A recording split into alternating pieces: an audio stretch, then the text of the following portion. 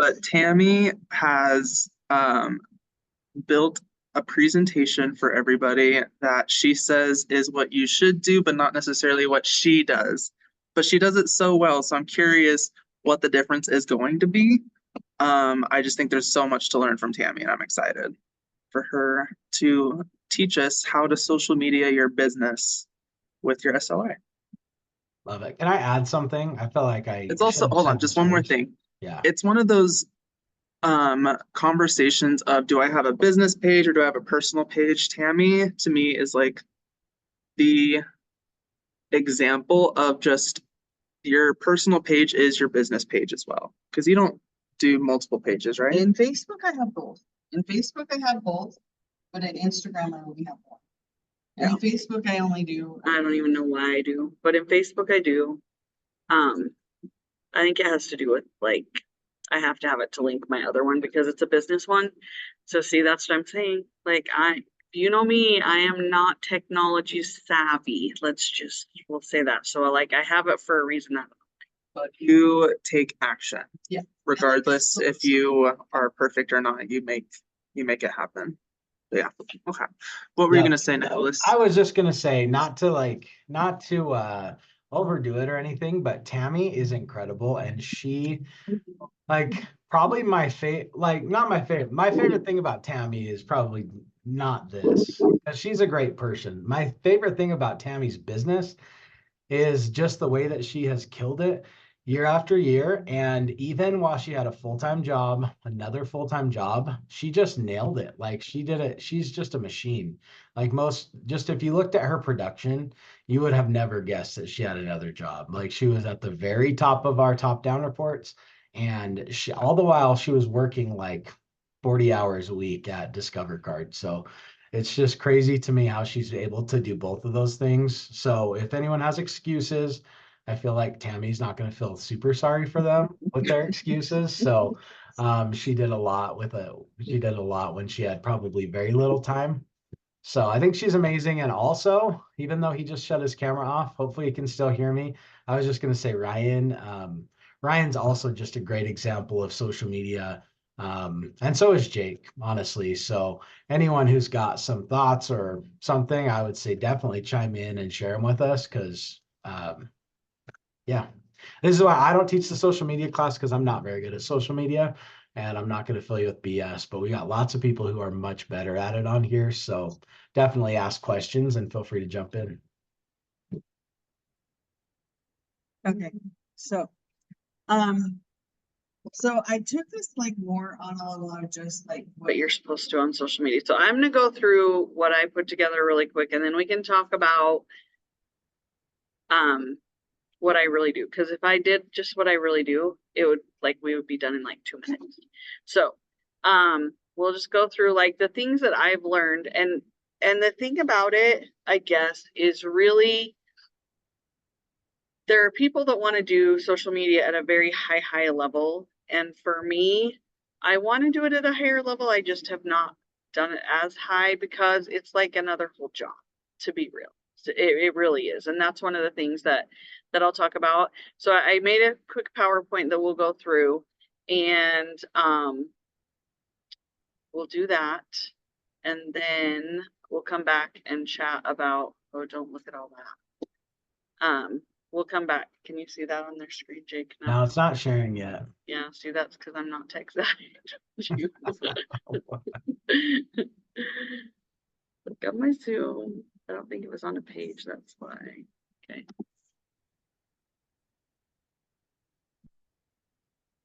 I don't know what page it's on, that's why. There it is. Ta-da! No, there's not. There's no sound. I did not make it like a movie. Okay. Can you guys see my screen now? Here.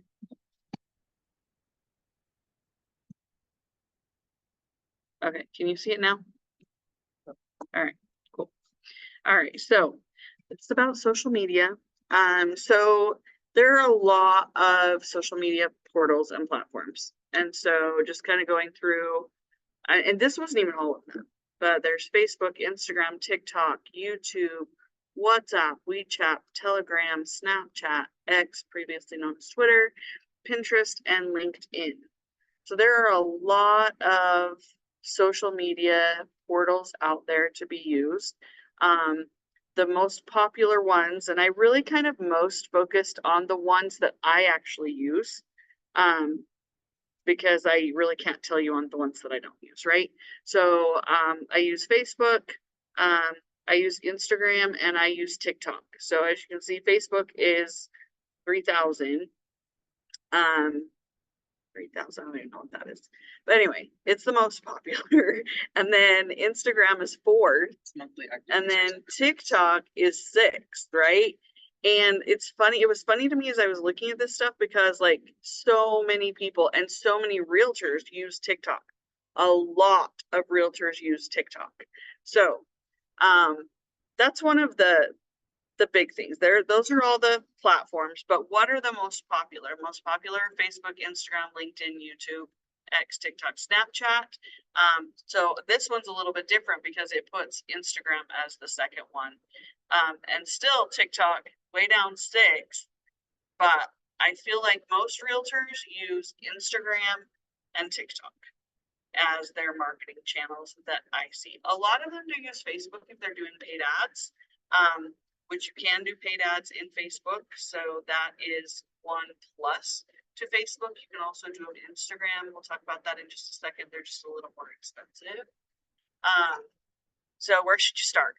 And I think one of the most important questions to that is, who are you looking to connect with? So Facebook is right up there with Google My Business. They're one of the top directories and people look at Facebook a lot. Things you can advertise, like description, category, price ranges, contact hours, like you can put all of that in your Facebook profile, just like you do the Google business pages. 60% of Facebook users use a local business page at least once a week. So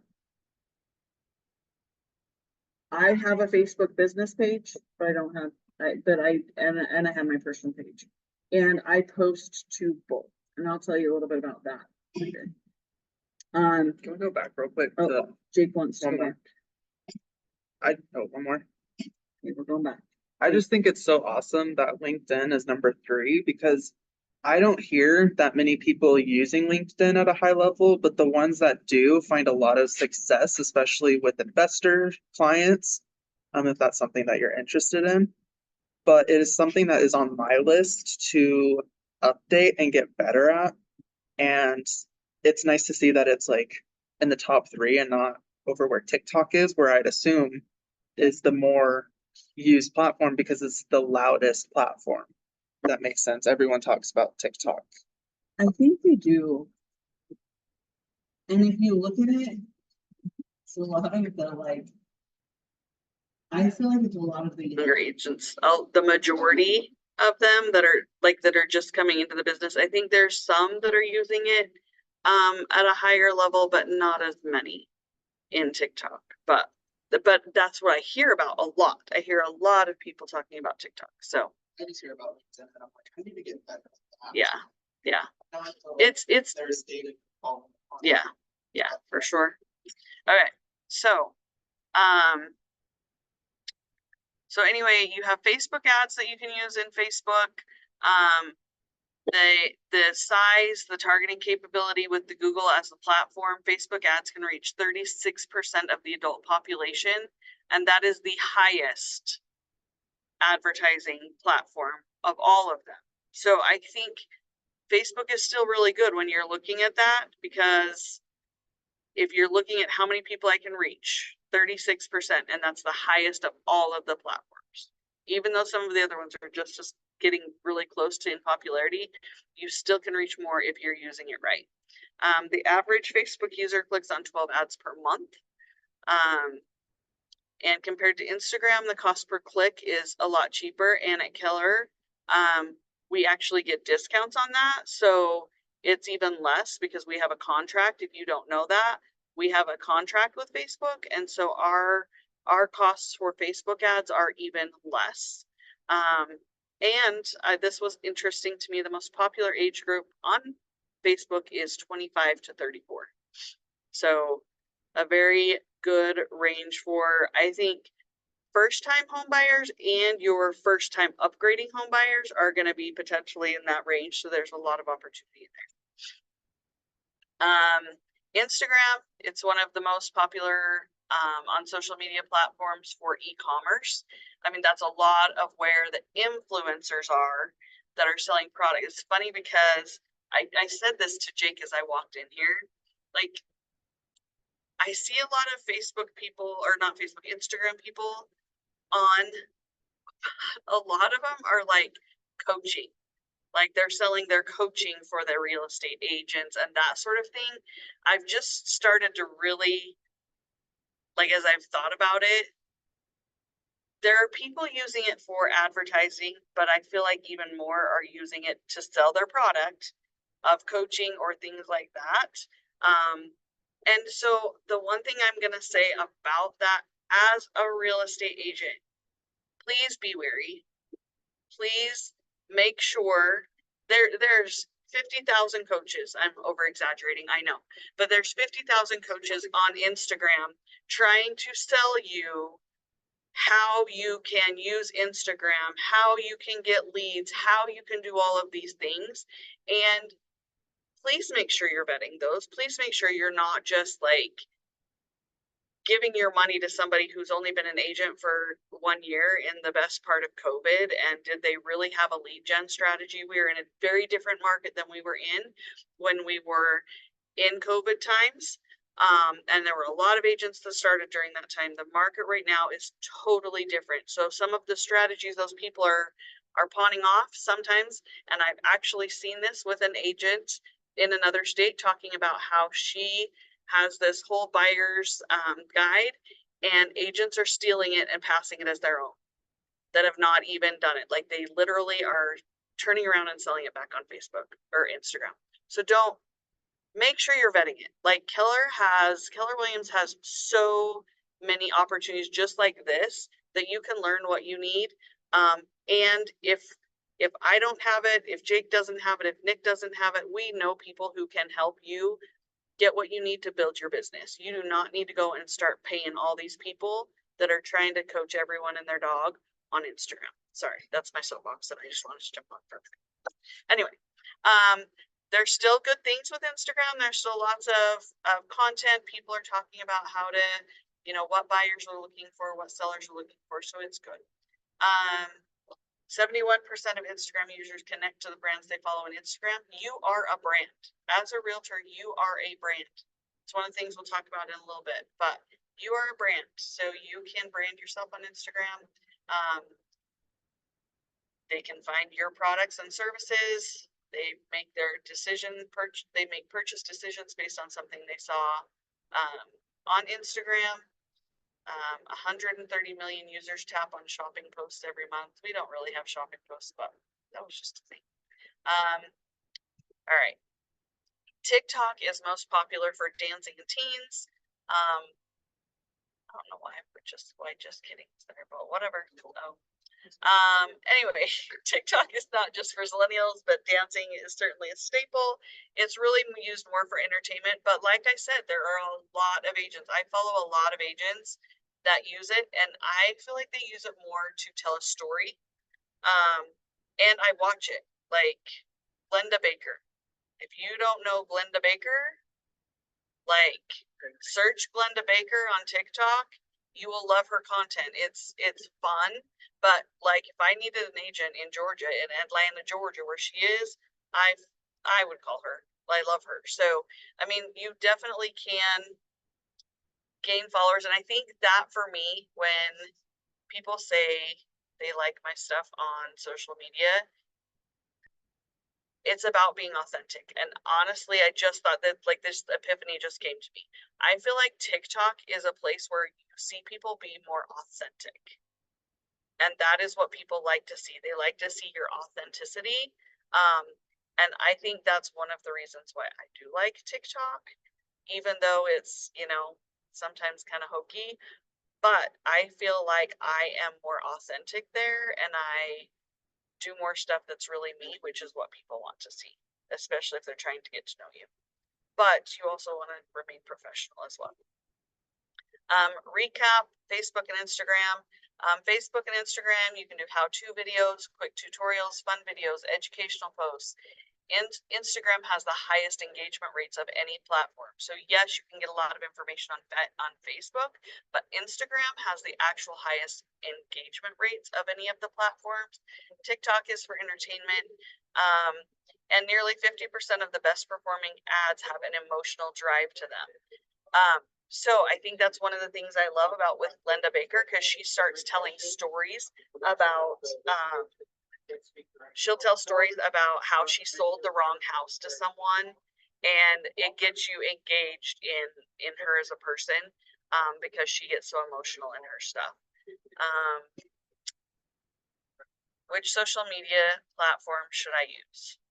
Social media, this is what I said a minute ago, social media is a lot of work, and there's a lot to understand about it, and I'm kind of going over it, like I said, at a very high level.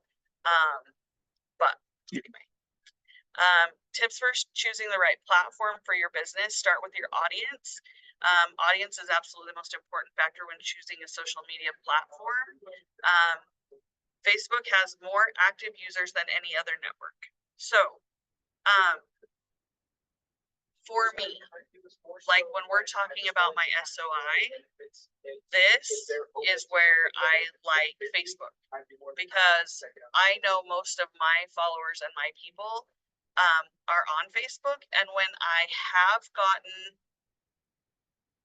I'll say leads, even though I can't necessarily directly correlate that I got a lead from Facebook, with the exception of I have gotten messages from people, but I know it's not because they're like new, like I should say new leads. I haven't gotten new leads from people I didn't know from my social media stuff, but I have gotten messages from my SOI and people that I haven't been in as close contact with in the last little while. Like one of my clients right now just messaged me out of the blue in November. I haven't talked to this woman in years, and she messaged me in Messenger on Facebook and said, hey, we're thinking about buying a house. Do you want to show them to us? And would you want to be our realtor? And I'm like, sure. But like, it's just because they see me on Facebook. And that's where I like to keep my posts going, because people see me there, and that's really what I use it for. So anyway, choosing the right platform. Again, research your competitors and others in your industry. I think we all do this. Like Jake and I have talked about this. Like if I'm on Instagram or TikTok, I find, just like I said, my favorite agents on TikTok, and I see what they're advertising. I see what their posts are, and then I kind of copy them. So, while you shouldn't do something just because a competitor is doing it, it's useful to see what others in your space are doing, so you're making informed decisions. Like, I think right now a lot of people are doing what their competitors are doing because they feel like it's working. And you're in different markets, right? So you can do the same thing somebody else is doing. I can do the same thing somebody in Texas is doing, North Carolina, South Carolina, Florida. I can do similar things to them because they're in a totally different market. So I can rinse and repeat. And so when I'm researching, that's really what I'm kind of doing.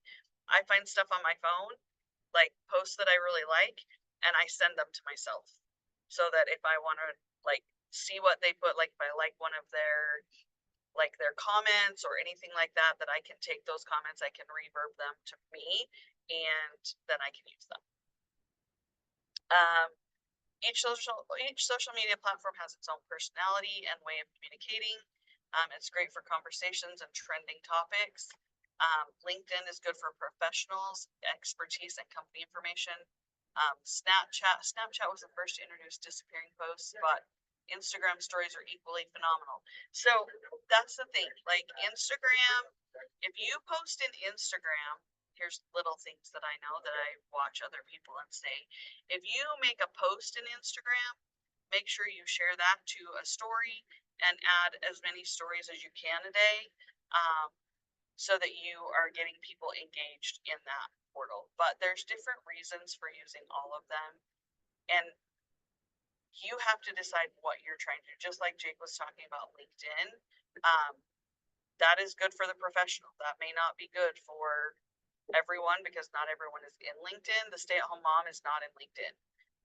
But they probably are in Instagram stories looking at stuff because they're shopping, because remember, Instagram is for e-commerce. So there are still lots of people searching that, including agents. Keep in mind your available resources. When I say social media is a lot, it's a commitment. If you really want to build your business on Facebook and they're off of social media, and there are a lot of agents that are doing that now.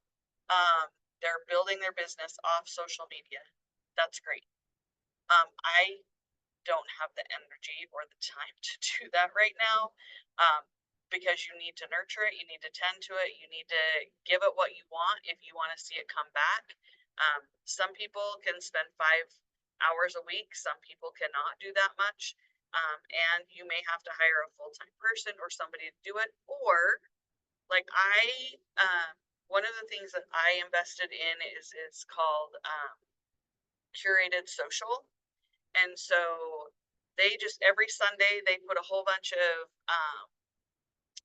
templates in there, and I just go in and I can schedule them. So I schedule 2 posts a day most weeks. Some if you went in, I have them scheduled today. I need to go finish.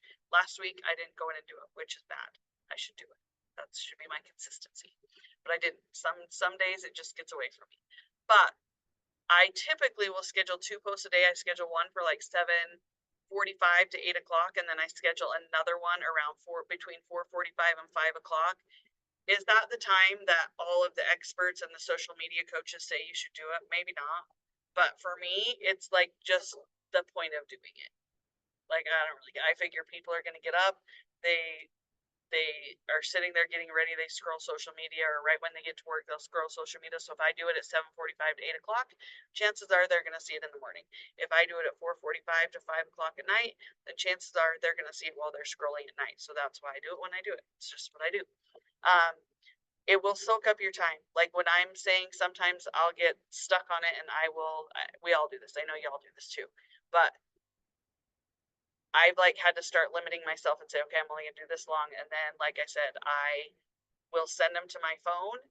And that way, if there's one I want to do, then when I get a minute someday down the line, I can just pull those up and I can find one that I want to mimic, and I can just then go do it. So where do you start? Choosing your platform. Who are you trying to engage with? Making that decision. What are you trying to do with it? Create your strategy, align with your overall social media marketing goals. The reasons you're on social media in the first place will impact your decision. Where do you want to share your contact? Where do you want to engage with your followers? So you just need to decide that. Well, apparently, I'm going backwards. Sorry, wrong arrow. Set up your profiles. This is another thing that, as I've gone to classes, this is a big thing, making sure that you're setting up your profiles in the platforms that you're going to use, and you should make sure that they are the same. Fill out all of the information so that people are able to find you. Use consistent branding, logos, images across all of your profiles so it's recognizable. I put this link in here because this is one of the places that I got some of this information, and at the end I have it also, so if you want to take a picture of it or screenshot it or whatever, you can. But I did put that in there because there's so much. I just took stuff out of all of them plus stuff that I have from classes I've gone to. Find your inspiration. Like I said, I see what I like. Some people are so creative. The one thing I would say is find the ideas you like, rinse and repeat them, but just put your own twist on it. Don't make it exactly the same. Like when I'm looking through what other people have done, like, okay, they did that. Okay, I could add this. And I just try and twist it a little bit to do it different. For example, I don't like to do the ones where people just copy like a video and just change the words on it. Like if I'm gonna do that, then I want to be in, even though I hate being in them. I would rather have my face in it because then people are engaging with me and my face. So I will use that music or those words or whatever, and I'll try and find somebody to do it with me instead of just like reposting somebody else's things with different words. Like try and really make it your own, however that is. Creating a social media content calendar. This is where I feel like, this is why I say to Jake, I don't know why you think I'm good at social media because I don't do this. I just kind of wing it, and I try and make sure I get at least one reel in a week. I try and do stories throughout the day. There's some days where I'm really good about doing my stories, some days I'm not. I try and make sure that I get my curated social done so that I can do it. But there are social media calendars and content calendars that you can use that say like, put a quote today, or highlight a business today, or ask a question today. And there's calendars where you can do that, and then you can create your posts to do that. So if that's something you're interested in, Google social media content calendars and you will be able to find a social media content calendar. I do have one.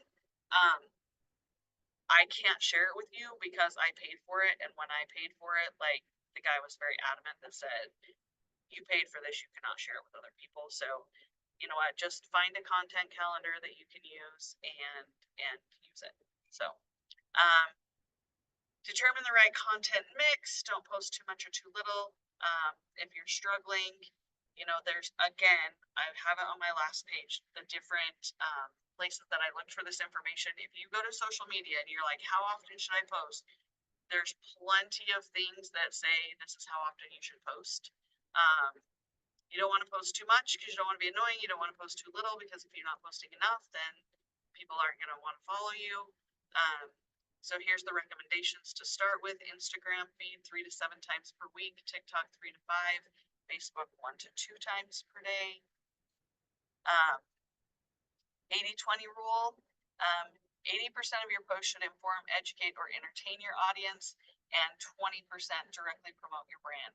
This is something that I think is super important, and I notice it a lot. There are some people that are just like, real estate posts, real estate posts, real estate posts, real estate posts. Like it's all real estate posts and listing under contract, new listing, all that kind of stuff. And it's very little about them or having fun or things like that. And I feel like people are out there to like enjoy more and to see what you're about and to see, you know, just more about you. So yes, you should promote your brand directly, but also make sure that you're likable on social media, because if you're just all about business, people are not going to want to follow you, or they'll see you and they'll just skip right over you. And that is not what you want. You're looking for them to engage with you. So a third of your content promotes your business, converts readers, it generates profit. A third of your content shares ideas, and a third is social interaction. So interacting with your audience, just another one of the side rules. And then the content pillars, what I was talking about before, your post ideas like Black Friday, volunteer events, who are you? Those are some of the things that you can do to do your content, what you can put in your content. And like I said, it's all about just doing it. Like there is so much information on how to build social media. It can be completely overwhelming. At the end of the day, it's about a presence so people know who you are as a person and a business, and that you stay on top of mind. So continue to research, learn, and grow.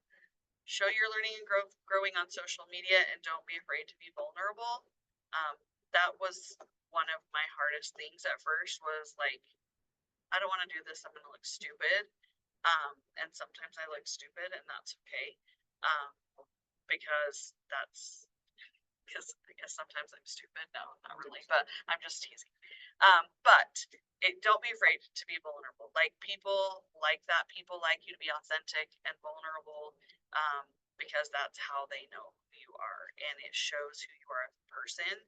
And people want to work with people they know, love, and trust. And by getting to know who you are, they will want to work with you. So that for me is what I use social media for. Like there's so much, like you can make it a whole business thing, people do, but for me it's just really like, this is who I am. I'm a real estate agent.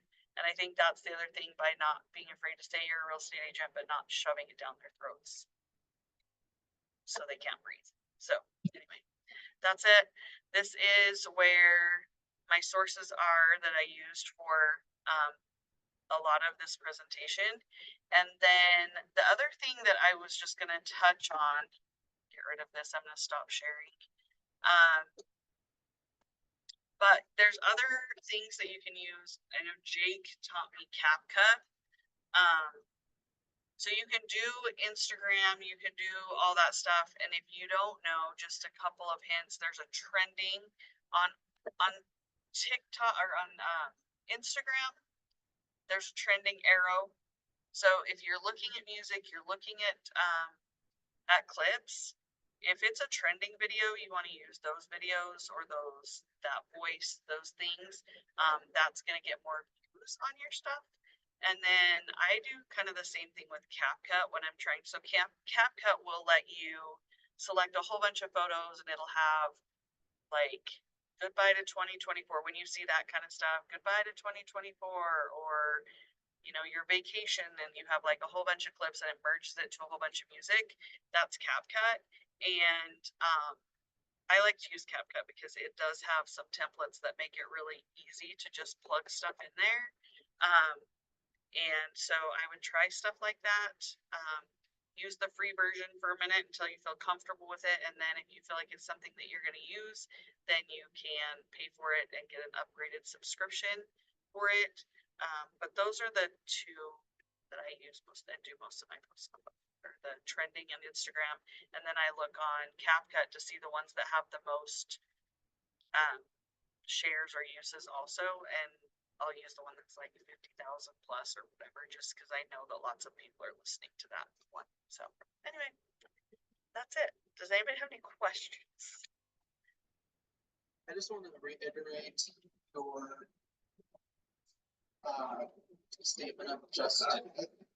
Like that's why I love you on social media, is you're not afraid to just do it. And earlier in your presentation, you said do 1 to 2 to 3. I can't remember what the frequency of things are, just to like focus on and be consistent with, don't try to do it all at once. And I always recommend like start with one thing until you've mastered it and add on and add on and add on until you feel like you're comfortable with what you have going out, I guess. But just do it. I have a question for you though on you do a lot of video, and how did you get used to being on camera with video? Because it's super important to do video things on social media, and we keep saying it and we'll continue to keep saying it, that video gets great engagement. But what helps you be comfortable on video? I don't know. I just, at first I did not want to. At first I was very hesitant. But at the end of the day, like if somebody doesn't want to watch it, then okay, don't watch it. Like I don't really care. Like sometimes I feel like I said, sometimes I feel like I'm dumb on there, but I don't really care, because at the end of the day, it shows who I am as a person. So for example, I'll share this. So I used to do a lot more on social media. And then I had some life stuff that happened and I kind of backed off for a while, and now I'm trying to do more again. But it was funny because I would like go through and I'd be like, I'm going to the gym today, and oh, I'm eating this today. And I would do all that stuff. And my husband would go, why do people care what you're going to eat today? And he would just be like, Nobody cares what you're eating today. Nobody cares if you're doing this or that. And so he would say that, and I'd be like, well, screw you. I'm going to post it anyway because they say people like that stuff. And so that's why I would do it, because I would just be like, well, this is how what I need to do to start like showing people who I am, showing people what I'm doing. Because to Jake's point, or Nick's point, whoever's point it was, I did do 2 jobs. I was working at Discover. When I first started doing this, I did it for 5 years. I worked both jobs. And the year that I left Discover, between January and October, I had 23 transactions. And so like the reason that people would call me, or the reason that I had so much business, is because they saw I was doing both. And it's one of those things, I think they talk about this in Bold, which just started. So if any of you are doing Bold, that's awesome, because they talk about not being a secret agent. And so for me, it's about not being a secret agent. Like, I have a sister-in-law that does real estate. My father-in-law calls me when he has referrals because she never talks about it. I talk about it, she doesn't. So for me, social media is, and again, like that person who reached out to me, like they reached out to me because they saw me on social media. And if I'm not talking, and that's why I say I don't like to just copy people's reels with like videos of something and just put my own words over it, because then they're not seeing me. And even when I feel like I look ridiculous, I still would rather people see me than not see me, because that's how I stay on top of mind. Does that answer your question? Yeah, have you ever had any comments for being on video? No. Any wants to tell you what you're already thinking? No, and I don't care. And I don't care. I don't really, that's probably one of my biggest downfalls, is that I don't engage with my comments as much as I should do after. But even if they did, I don't care. Like if they don't like what I'm saying, then all right, see you later. I don't really care. I mean, it's not gonna bug me, because at the end of the day, there are plenty of people who are liking it and okay with it, so it doesn't matter. And you think, I mean, the biggest thing for me is I don't really watch my videos like that. Do you have the same thing, or? Yeah, no, I don't unless I like it. Like my Taylor Swift one, I like my Taylor Swift ones, so I watch those ones and I laugh at myself. But most of the time, no, I don't like really watch them after the fact. Yeah. So, yeah. Or I'll literally watch them with like my eyes half closed. Like I'm like, did it get the point across? Because if I stare at it, then I'm just like, oh my gosh, what is happening? Yeah. But at the same time, it doesn't, it goes back to that thing with my husband. Like, yeah, like sometimes they are not, even now when I do my stories, I do my story and then I'm just like, well, that's what it is. So move on. Like yeah, I don't really care. It's me and my real everyday life. And if people don't want to watch it, they are more than welcome to just go past it. And some people, like when I didn't post for a while, like I had people going, why aren't you posting? I love your post. And I'm like, oh, okay, fine. I'll post again. So, I mean, and I think that's the thing, is that I have more people say when I'm not posting, I have people notice that and say, I love what you were posting. I like seeing what's going on. And so then I'm like, all right, I guess I will. Yeah. This reminds me when I was getting comfortable videoing myself. It's the mindset For me of, I mean, I still don't like the way I sound when I hear my voice, but it's not going to stop me from talking. So I don't know. It's just who you are, and people still like you, I think. I don't know. You moved offices away from me, so I don't know that you like me anymore. Twice now you've moved away from me. Whatever. Just kidding. Okay. Any other questions? I did have a question. So at the beginning, you were talking about like you have personal business account, or sorry, you have personal accounts and business accounts, and you typically keep them the same. I was kind of curious, like, what do you think your pros and cons are for having them be a personal and a business account, as opposed to just keeping it separately a business account? So like on my Facebook, on my personal page, my personal page is kind of neglected. Like I do a lot more on my business page than I do my personal page. And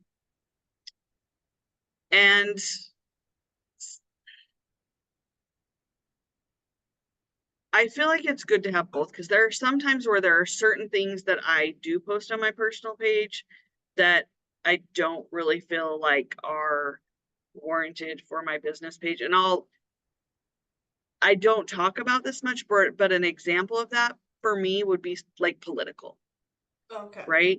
Like sometimes political or religious, like some people don't want to post that on their business page.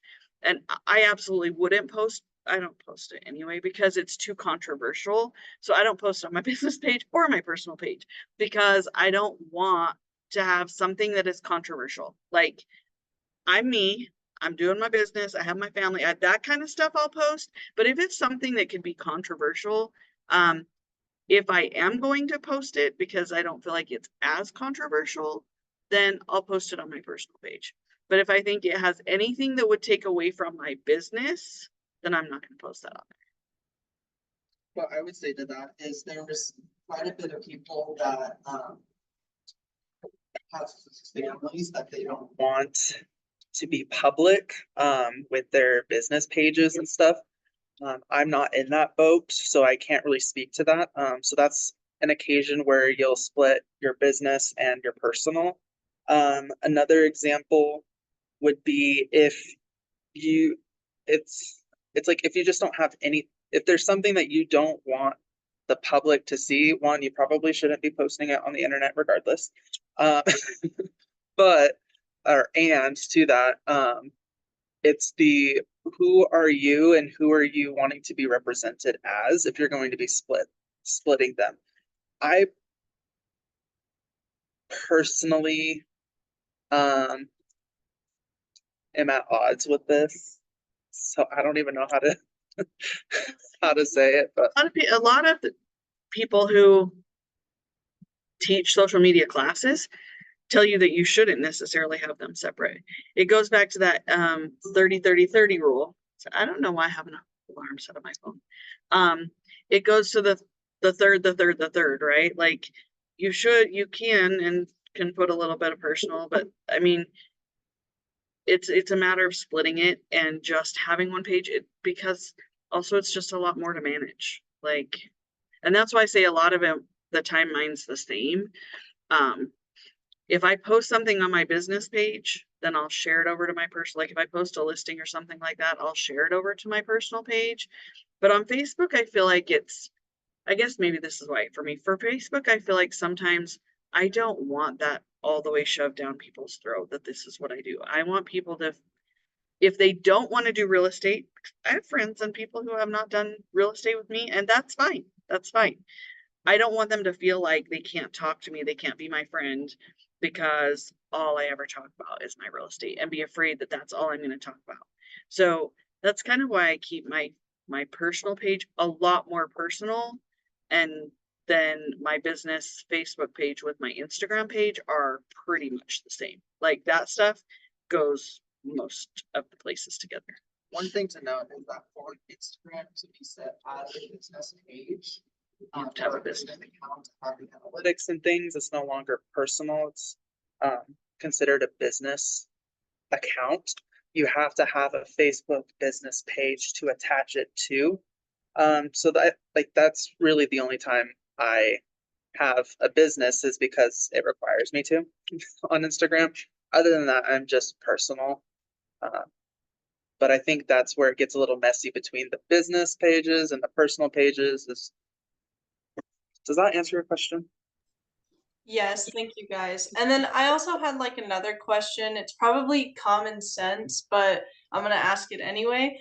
When you're creating your business accounts, are you using your Keller Williams email when you're signing up for it?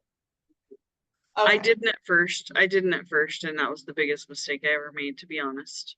Like Okay. now I still get stuff from both. Like when I started it, I did my personal account, and now I have stuff that like I've told people, no, don't use that, and I still get stuff to my personal email. So if I were you, everything business, I would make sure you're using your business email. And then you were mentioning logos too. I know having a logo is kind of optional in real estate, but what are your thoughts on creating a logo and kind of using it for your social media? Do you think it makes a big difference? Yeah.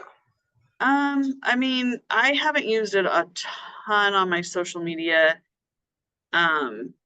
except for when I'm doing my advertising and stuff like that. I've used it more, and part of it is because I just didn't really think about it. I've been thinking about it more because that's part of my brand now. So I think it's important, and I do it more now than I did before because it is part of my branding.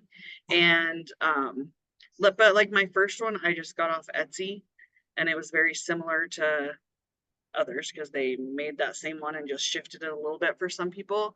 But the agency in our office, I just redid my logo, and they did an awesome job of getting what I wanted. And it's one of those things that I feel like helps define who you are, and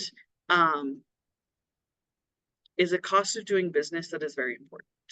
Like I think you have to, at the beginning, I didn't brand myself. I didn't do that stuff. And then once I was like, okay, you know what, I'm really doing this and I'm really going to do it. I need a brand. I need to get myself situated. I need to start using it. So I did start using it, and I love using it because then I had it on my signs and it is my brand. So I feel like it's very important, and I would probably do it. Doing it again, I would have done it sooner than I did. When I first did it, I'm like, oh, well, that's an expense that I'm going to have to pay. But you know what? The cost of being an entrepreneur is you have to invest in your business. You have to invest in yourself to make the business, and you have to be prepared to do that. I would definitely say it's something that people get analysis paralysis real quick on. And to take action and your lead gen and lead follow-up to obtain the business, because without the business, the logo doesn't necessarily do much for you. It is important when you are trying to have recognition within your community to be branded and whatnot, but definitely do not spend too much time over analyzing the minutia of those things. It's a great question though. And then, sorry, this is the last question that I'll No, ask. bring it on. So when you're I've never kind of gotten into anything sort of like real estate, especially when it comes to creating logos, building your business. But for starting off, what would you recommend for those who don't know where to start when creating a logo? I know you mentioned you go to Etsy, but do you have what are other options or kind of ideas that you guys have? So I did mine through agency, and honestly, truly, agency would have been cheaper than my Etsy one. My Etsy one, I think I paid like $300 for, and I think my one at the agency, I want to say I paid like $200 for, $150 for. I think that's what it was. I'll ask and make sure, and Okay. I'll have Jake follow up with you. But I am pretty sure I spent more on my one that I did on Etsy than I did on the one that I had Sawyer do with the agency. Okay. Another option would be to not copy, but get inspiration or ideas from like Google, just real estate logos, not necessarily copy them, but just get inspired, and use Canva, just a free account, and you can make it yourself. It may take more time because you're learning a different program and whatnot, but it could save you money in the beginning. Okay. I know Cecilia used to do stuff for people. She did. She, like in the office when she was working in the office, she helped people do some, and they were just simple, like with their name and just like very basic, simple. So if you want to do something for your first one, do it basic, simple. That might be something that Jake and Terry could ask Cecilia if she's willing to still help people do, because she would do them for like people's business cards. Super simple. No, I would definitely be interested in that. Like right now, I'm really just trying to build connections with people. So Yeah. Yep. I would really appreciate something like that. Yep. Great questions, though. Anybody else?